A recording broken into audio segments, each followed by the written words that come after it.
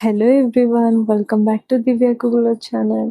ఈరోజు మన ఛానల్‌లో మనం తెల్ల చేప ఎలా వండుకోవాలో చూసేద్దాం. ఇంగ్లీష్‌లో మురెల్ ఫిష్ అంటారు. తెలుగులో చేపల రాణి, ముసలి చేప అని కూడా అంటారండి. ఇంకెందుకు ఆలస్యం, మొదలు పెడతాం. ఇదిగో తెల్ల ఫిష్ కనిపిస్తుంది కదా, అదే ముర్రెల్ ఫిష్. కర్రీ చాలా బాగుంటుంది. ఇందులో అస్సలు ముళ్ళులు ఉండవు. నాకెంతో ఇష్టమైన చేప అన్నమాట. ఒకటి స్ట్రైట్ ముళ్ళు ఉంటుంది. కావాల్సిన ఇంగ్రీడియంట్స్ చూసేద్దాం. ఆనియన్స్, టొమాటో, కొంచెం కొత్తిమీర, కొంచెం పుదీనా. ఇందులో స్పెషల్గా సొరకాయ యాడ్ చేశాను, చాలా బాగుంటుంది కర్రీ. అలాగే చింతపండు పులుసు. ఇప్పుడు ఒక బౌల్లో కొంచెం ఆయిల్ వేసుకుందామండి. వీడియో ఎక్కడ కూడా స్కిప్ చేయకుండా చూడండి, అప్పుడే మీకు ఈ కర్రీ ఎలా ప్రిపేర్ చేయాలో తెలుస్తుంది. సబ్స్క్రైబ్ చేయండి, షేర్ చేయండి మీకు వీడియో నచ్చినట్టయితే. ఇందులోకి ఇప్పుడు మనము కట్ చేసి పెట్టుకున్నటువంటి ఆనియన్స్ వేసి వేయించుకుందామండి. ఈ ఆనియన్స్ మనం కట్ చేయకుండా మొత్తం ఉల్లిపాయ ఒకటి తీసుకొని స్టవ్ మీద కూడా వేయించుకోవచ్చు, మగ్గించుకోవచ్చు. కానీ అలా కంటే ఇలా చేస్తే త్వరగా మగ్గిపోతుంది. ఇందులోకి మనం ఇప్పుడు ఒక 2 పచ్చిమిర్చి కూడా వేసి వేయించుకుందామండి. చాలా చక్కగా వేగుతున్నాయి కదా. ఇలా బ్రౌనిష్గా వేగిన తర్వాత ఇందులోకి ఒక టొమాటో లేదా 2 టొమాటోస్ యాడ్ చేయాలి. టొమాటోస్ వేయడం వల్ల గ్రేవీ అనేది చిక్కగా వస్తుంది. ఆనియన్ వేస్తే కూడా చిక్కగా వస్తుంది. సో ఇవి 2 యాడ్ చేస్తే చాలా బాగుంటుంది పులుసులోకి. ఇలా ఒక 2 నిమిషాల పాటు వేగిన తర్వాత మనము ఇందులోకి కొంచెము కొత్తిమీర కూడా యాడ్ చేసి గ్రైండ్ చేసుకోవాలండి. మిక్సీ జార్లో వేసి లేదా రోల్లో కూడా రుబ్బుకోవచ్చు. రోల్లో రుబ్బుకుంటే ఇంకా చాలా టేస్టీగా ఉంటుంది కర్రీ అనేది. మరిన్ని వీడియోస్ కోసం నా ఛానల్ని సబ్స్క్రైబ్ చేయండి. మీకు ఎలా కుదిరిందో కమెంట్ బాక్స్లో తెలియపరచండి. చూస్తున్నారు కదా, ఇప్పుడు ఇవన్నీ మనము గ్రైండ్ చేసుకుందాం. ఆ బౌల్లో ఆయిల్ అలాగే ఉంచేసుకుందామండి. అందులోనే మనం కర్రీ ప్రిపేర్ చేసుకోవచ్చు. ఇలా మొత్తం తీసేయాలి. తీసేసిన తర్వాత అది గ్రైండ్ చేసుకుందాం. ఇప్పుడు ఆయిల్ ఉంది కదా, ఆనియన్స్ మగ్గించిన ఆయిల్, అందులో కర్రీ ప్రిపేర్ చేసుకుంటే చాలా టేస్టీగా ఉంటుంది. పుదీనా, కొత్తిమీర కూడా యాడ్ చేసి గ్రైండ్ చేసుకోవాలండి. ఇప్పుడు ఆ పేస్ట్ అంతా ఆయిల్లో వేసేసి ఒక 2 మినిట్స్ పాటు అలా ఆయిల్ పైకి తేలేంత వరకు ఉంచాలి.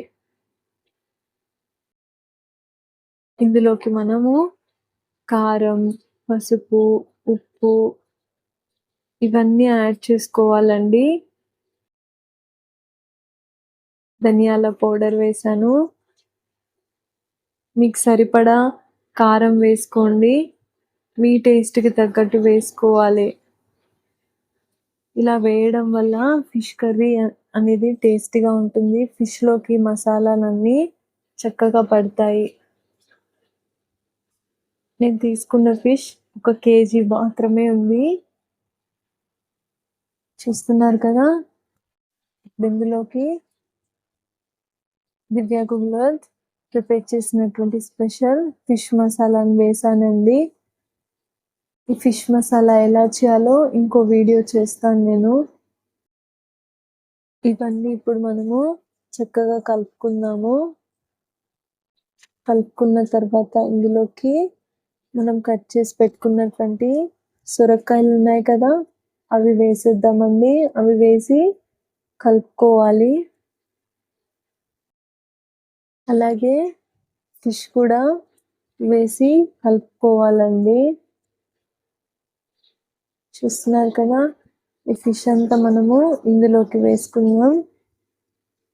చాలా బాగుంటుంది ఫిష్. చూస్తున్నారు కదా, ఇలా చిన్న చిన్న ముక్కలుగా కట్ చేసుకున్నాము.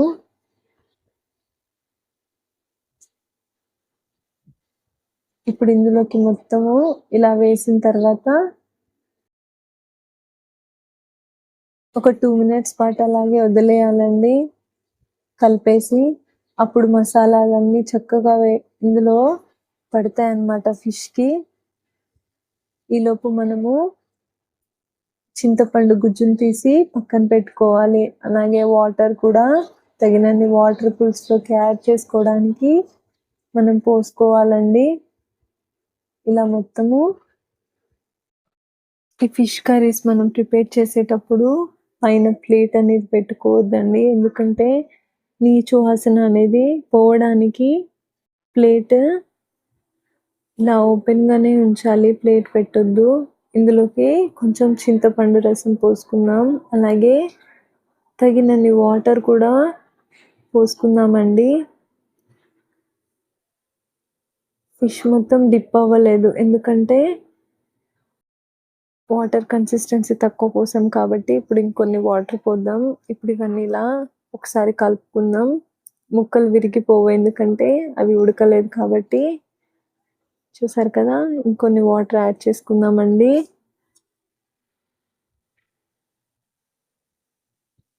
నాకు గ్రేవీ చిక్కగా కావాలి కాబట్టి నేను కొన్ని వాటర్ మాత్రమే పోసాను.